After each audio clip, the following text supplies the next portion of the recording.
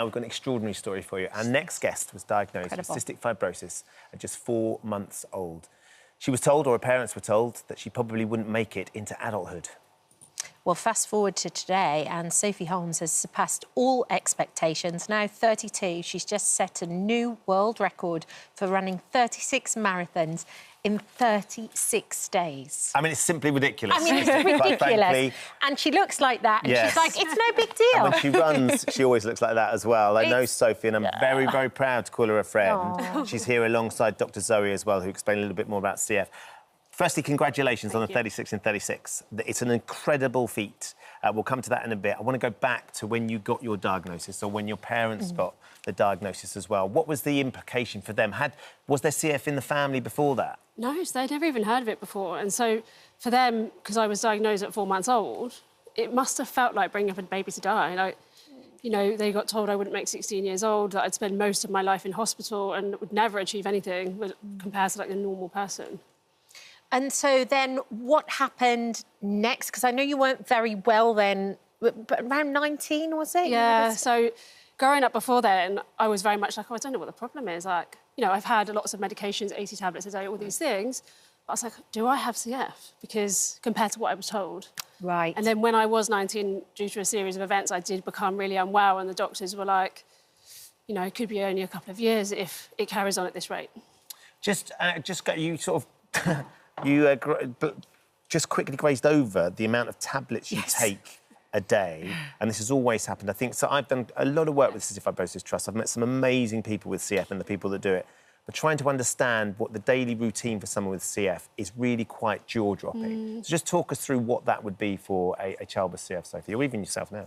Yeah, so today is obviously very different, which we can touch on later. But before then, it would be get up in the morning, do physio, 2 or 3 nebulizers, tablets, and for a lot of people this repeats at lunchtime and in the evening. So we're talking a good few hours a day without even starting your day or doing the things you've got to do. And every time, even now, I eat, I have to take digestive enzymes to digest my food, to absorb the food, to get what I need from it. So, you know, it's a hard life, but obviously I don't know any different, and I think that's the key.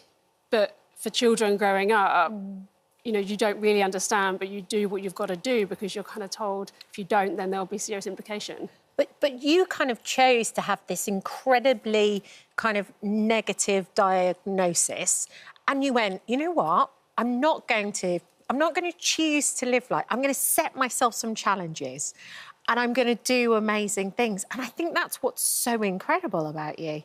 What made you choose to do that? Because it's hard. Oh, yeah. Don't get me wrong, like, I still have those days where I'm like, oh, can I do this? Or, you know, no motivation. But for me, we've only got one shot. Yeah. And I wanted to do everything I could. And if, you know, what they were saying was true, I wanted to make the most of the years that I had to experience life. And so when I was told I may not have too long, I drew up a very long bucket list, and despite all, went after it. And actually, it's the fitness and the training and everything like that that I do believe has helped save my life. Lockdown was extraordinary because we did some workouts together, and you did a marathon on your front lawn. Yes, it was part of an at-home Ironman. At-home Ironman. By the way, your front lawn is probably about as wide as this carpet. It was 50 metres, and it was 842 laps. Backwards and forwards. Yep. You on your bike, on your turbo trainer in the front room. Yeah. And the swimming? Well, I do live on the sea, but unfortunately I didn't do the swim because obviously when lockdown happened, I got told not to leave my house. Because you had to be shielding. So I was shielding, didn't leave a one-bedroom flat for 17 weeks. It's an extraordinary thing. So, OK, so look, we've established that you've got this incredible mental strength. But where did the idea for 36 and 36 come from? Well, it actually came... Here we go. So it actually came in lockdown. So being told that I wouldn't make 30, I was like, right, I'm going to make 30 and I'm going to make a meal out of it because I'm going to enjoy and celebrate the fact... Because I think most people get terrified to reach 30, but for me, I was like, no, it's a huge milestone and I'm going to go after it. And so I actually turned 30 in lockdown. And, of course, typically I couldn't do anything about it. But the original idea was I'm going to run 30 marathons in 30 days and I'm going to finish on my 30th birthday. And it's going to be a huge celebration because I'm alive and I'm healthy. But lockdown happened, so I thought, maybe not now, but it's going to happen. And then last year, a friend of mine was like, oh, come and run the Edinburgh Marathon. I was like, yeah, sure, why not? I've never been to really Edinburgh, so why not? And then I got into the London Marathon for the CF Trust. And I thought, hang on a minute, how many days are between these two races?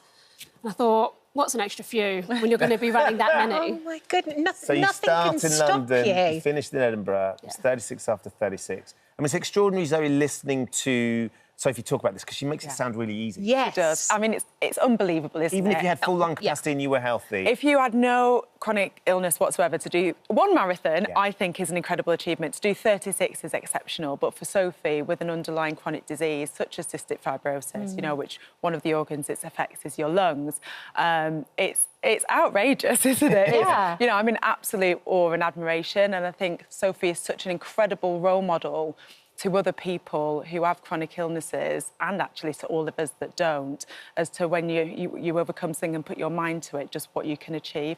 I think what's really interesting about what Sophie said there is that she said how this lifestyle has potentially saved her life. And we know that with CF, you know, exercise really must be part of the treatment for CF, because it helps you in so many different ways. You know, it helps keep hold of your lung capacity. It helps clear that mucus. So one of the main symptoms of CF is that mucus secretions are thicker, and therefore it's difficult for the body to release them, to get rid of them, and therefore they can harbour infection.